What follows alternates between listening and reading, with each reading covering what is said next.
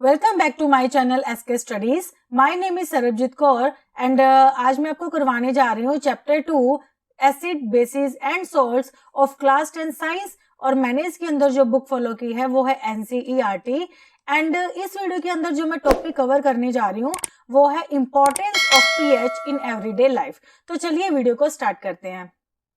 Topic 2.3.1 importance of pH in everyday life. तो ये आज का हमारा टॉपिक है कि ये जो पीएच होती है, पीएच के बारे में हमने पढ़ा, उसकी हमारी डेली लाइफ में क्या इम्पोर्टेंस है। ठीक है, तो अब हम देखेंगे कि हमारी डेली लाइफ में क्या क्या चीज़ें होती हैं और उनके अंदर इम्पोर्टेंस क्या है पीएच की। तो सबसे पहले हम करेंगे इन लिविंग ऑर्गेनिज्म कि लिविंग ऑर्गेनिज्म के अंदर पीएच का क्या रोल है। Right, they work in the pH range of 7.0 to 7.8। कहते हैं जितने भी लिविंग ऑर्गेनिज्म है वो 7, उनकी जो पीएच वैल्यू है वो 7 to 7.8 के बीच में होनी चाहिए, तभी वो एग्जिस्ट करेंगे। राइट, मतलब कि जो लिविंग ऑर्गेनिज्म है वो वर्क करते हैं in the pH range of 7.0 to 7.8। ठीक है, उसके बाद है aquatic organism. When pH of rainwater is less than 5.6, it is called the acid rain। अब जूनियर क्लासेस में आपने पढ़ा होगा कि एसिड रेन क्या होता है। कहते हैं कि जो वाटर होता है ना, मतलब पोल्यूशन के कारण जो हमारे एटमॉस्फेयर में एसिड्स की अमाउंट थोड़ी इंक्रीज हो जाती है, तो जब वो रेन वाटर के साथ मिक्स होते हैं तो उस रेन को कहा जाता है एसिड रेन। ठीक है, अब ये जो एसिड रेन होती है इसकी जो पीएच होती है वो होती है लेस देन 5.6। ठीक है, तो when acid rain flows into the rivers, it lowers the pH of the river water। अब ये जो एसिड रेन आई जिसकी की pH 5.6 से कम थी, जब वो रिवर्स में फ्लो करेगी तो वहाँ के पानी की भी जो pH है वो लोअर कर देगी। ठीक है, क्योंकि ऑलरेडी जो रेन वाटर था उसकी pH लेस देन 5.6 थी, तो जब ये रेन वाटर रिवर वाटर के अंदर जाएगा उसकी भी pH है वो लो हो जाएगी। The survival of aquatic life in such rivers become difficult। तो होगा क्या, अब रिवर्स के अंदर क्या है, एक्वेटिक एनिमल्स हैं, तो अगर वहाँ की जो पीएच है वो लेस देन 5.6 हो जाती है तो वहाँ पे जो एक्वेटिक ऑर्गेनिज्म है उनको सर्वाइव करना बहुत ही टफ हो जाएगा। ठीक है, तो इस तरह से पीएच उनकी लाइफ में बहुत इंपॉर्टेंट रोल है पीएच का। तो जो उनकी पीएच है वो 5.6 या 5.6 से थोड़ी सी ज़्यादा होनी चाहिए। अगर वो इससे कम हो जाती है तो वो जो एक्वेटिक एनिमल्स हैं वो वहाँ पर सर्वाइव नहीं कर सकते। Right, now next is in plants। अब plants grow in such soil which is neither alkaline nor highly acidic। कहते हैं अब जो plants है, ठीक है, वो ऐसी soil में grow कर सकते हैं जिसकी जो soil है वो ना ही ज़्यादा alkaline है, alkaline मतलब basic in nature, और ना ही वो highly acidic होनी चाहिए, मतलब इन दोनों के बीच में उसकी वैल्यू मीडियम में होनी चाहिए, ना ज़्यादा एसिडिक एंड ना ही ज़्यादा बेसिक। उसके बाद है in our digestive system our stomach produces hydrochloric acid. अब हमने जब लाइफ प्रोसेसेस चैप्टर है उसके अंदर डाइजेशन के अंदर हम पढ़ेंगे कि जो हमारा स्टमक है उसके अंदर HCl हाइड्रोक्लोरिक एसिड रिलीज होता है। It helps in the digestion of the food without harming the stomach. अब ये जो HCl है वो क्या करता है, वो जो हम फूड खाते हैं उसकी डाइजेशन करने में हेल्प करता है और ये हमारी बॉडी को हार्म नहीं करता ड्यूरिंग इनडाइजेशन। और समटाइम्स क्या होता है कि हम जो खाते हैं वो हमें अच्छे से डाइजेस्ट नहीं होता, उस टाइम पे क्या होता है, the stomach produces too much acid and the cause pain and irritation. कहते हैं उस टाइम पे क्या होता है, जो स्टमक है वो बहुत ज़्यादा एसिड को रिलीज कर देता है जिसके कारण हमारे पेट के अंदर एक तो पेन होती है और हमें इरिटेशन होते हैं। कई बार जैसे हम ज़्यादा ऑयली खा लेते हैं या काफ़ी ज़्यादा भी खा लेते हैं उस टाइम पे हमें एसिडिटी की प्रॉब्लम हो जाती है। वो एसिडिटी क्या है, वो है HCl की अमाउंट। तो जब हमारा स्टमक ज़्यादा अमाउंट ऑफ HCl को रिलीज कर देता है तो उस टाइम पे हमारे स्टमक के अंदर पेन होता है और हमें इरिटेशन लगती है।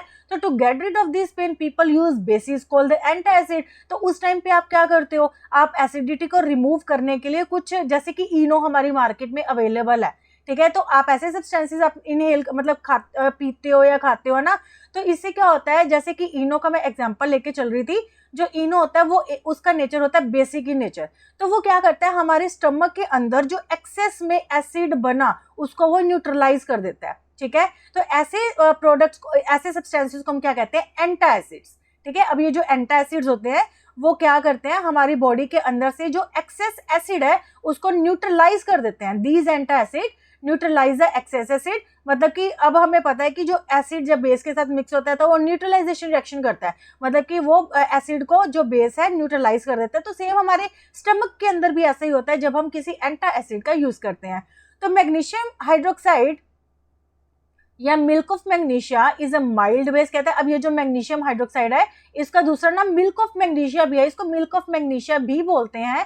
तो ये एक माइल्ड बेस है and it is often use for this purpose. तो मतलब कि जब भी हमारे पेट स्टमक में एसिडिटी होती है तो उस टाइम पे जो हम चीज खाते हैं, यूज करते हैं एसिडिटी को रिमूव करने के लिए, उसके अंदर मैग्नीशियम हाइड्रोक्साइड होता है जो कि एक्सेस एसिड को हमारे स्टमक में से न्यूट्रलाइज कर देता है और हमें पेन में रिलीफ मिलता है। ठीक है, तो उसके बाद है इन कॉजिंग टूथ डिके। ठीक है, अब ये तो प्रॉब्लम आजकल काफी बच्चों में भी देखी जा रही है कि क्या होता है कि सबके टीथ येलो हो जाते हैं, मतलब उसको कहते हैं टूथ डिके, टूथ का खराब होना, दांतों का खराब होना। Tooth decay start when the pH of the mouth is lower than 5.5। अब ये टूथ डिके कैसे होता है, राइट? अब हमारा जो माउथ है उसके अंदर जो पीएच होती है वो 5.5 के अराउंड होती है। ठीक है, तो जब हमारे माउथ के अंदर इसकी वैल्यू लोअर देन 5.5 हो जाएगी तो क्या होता है, तो हमारे टूथ खराब होना स्टार्ट कर देंगे, राइट? कब? जब हमारे माउथ के अंदर जो पीएच है उसकी वैल्यू 5.5 से लोअर हो जाएगी। Tooth enamel made up of calcium hydroxyapatite. कहता है अब ये जो टूथ का इनेमल है, जो हमारे दांत है, वो किस मटेरियल से बने होते हैं? वो बने होते हैं कैल्शियम हाइड्रोक्सी एपेटाइट से। ये क्या है? This is a crystalline form of calcium phosphate. ठीक है, अब ये जो कैल्शियम फॉस्फेट की ये एक फॉर्म है, क्रिस्टलिन फॉर्म है, is the hardest substance in the body. और ये जो टूथ इनेमल है वो हमारी पूरी बॉडी का सबसे हार्डेस्ट सब्सटेंस है। It does not dissolve in water. कहते हैं कि ये वाटर के अंदर डिजोल्व नहीं होता। अब हमारे दांत हैं, हम कितना कुछ खाते पीते हैं, वो डिजोल्व थोड़ी होते हैं, but is corroded when the pH in the mouth is below 5.5। कहते हैं जब हम कुछ भी खा रहे हैं, पी रहे हैं, तो हमारे दांत डिजोल्व नहीं होते बट वो करोड होते हैं। करोड का मतलब है उनका कलर चेंज हो जाना। ठीक है, जैसे रस्टिंग ऑफ आयरन होती है ना, आयरन को जंग लग जाता है, इसी तरह से टूथ इनेमल का येलोइश होना, ठीक है, वो भी क्या है? वो भी एक कोरिजन की फॉर्म है। हमारा टूथ करोड होता है, वो कब होता है? जब हमारे माउथ के अंदर जो पीएच की वैल्यू है वो क्या हो जाएगी? Below 5.5। Bacteria present in the mouth produce acids by degradation of the sugar and the food particles remaining in the mouth after eating।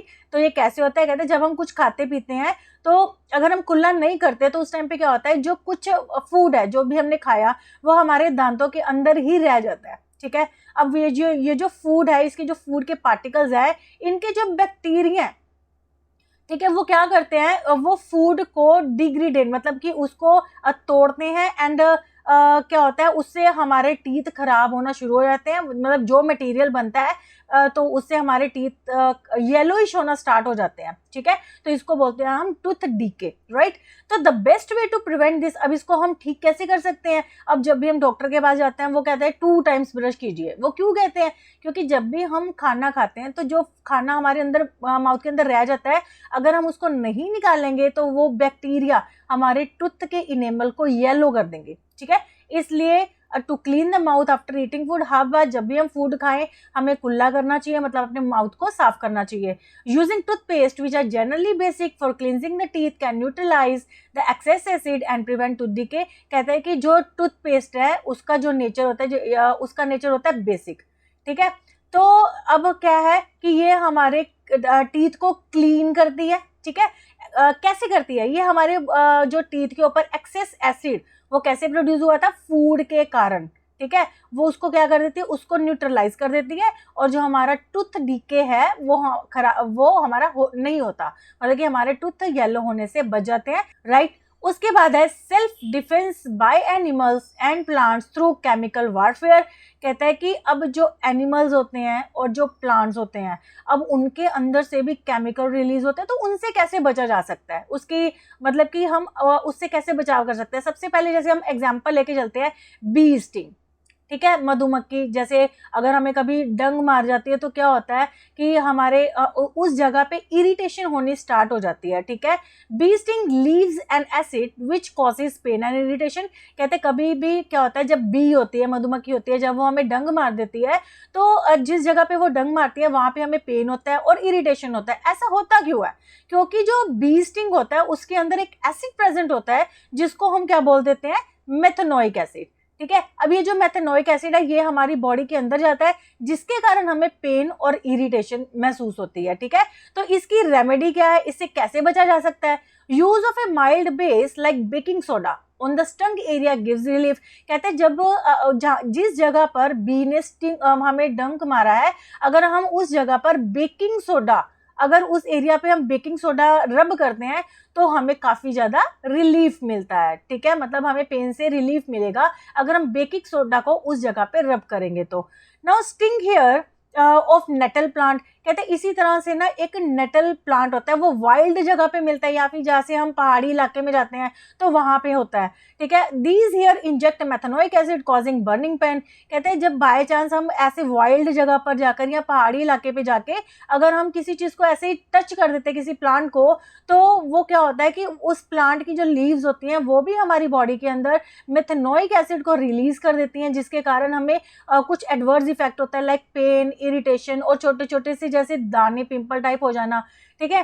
तो वो होता है इसलिए क्योंकि वो लीव्स के अंदर मेथेनोइक एसिड होता है जो हमें पेन एंड इरिटेशन देता है। तो इसकी रेमेडी क्या है? Bye rubbing the area with the leaf of the dog plant. कहता है तो अब इसकी रेमेडी क्या है, इससे कैसे बचा जा सकता है? कहता है ये जो लीव्स होती है, नेटल प्लांट होता है, ये नेटल प्लांट की लीव्स होती हैं, इसके जस्ट पीछे एक और प्लांट होता है, इसको हम कहते हैं डॉग प्लांट। अब अगर हम इसकी लीव को तोड़ के उस एरिया पे रब करें जहाँ पे हमें पेन एंड इरिटेशन हो रही है तो हमें काफी ज्यादा रिलीफ मिलता है। तो ये नेटल प्लांट और डॉग प्लांट कैसे दिखते हैं, देखिए ये देखिए, ये जो पिक्चर शो है ये देखिए, ये है नेटल प्लांट और उसके जस्ट बिहाइंड पे एक और प्लांट होता है, ये होता है डॉग प्लांट, ठीक है। तो ये इसकी रेमेडी है। तो ये तो था कि पीएच जो जिसका एसिड्स और बेसिस में तो काफी बड़ा हाथ है, बट ये हमारे एवरीडे लाइफ में किस तरह से इसका इफेक्ट पड़ता है। तो ये था हमारा सारा topic. Thank you so much.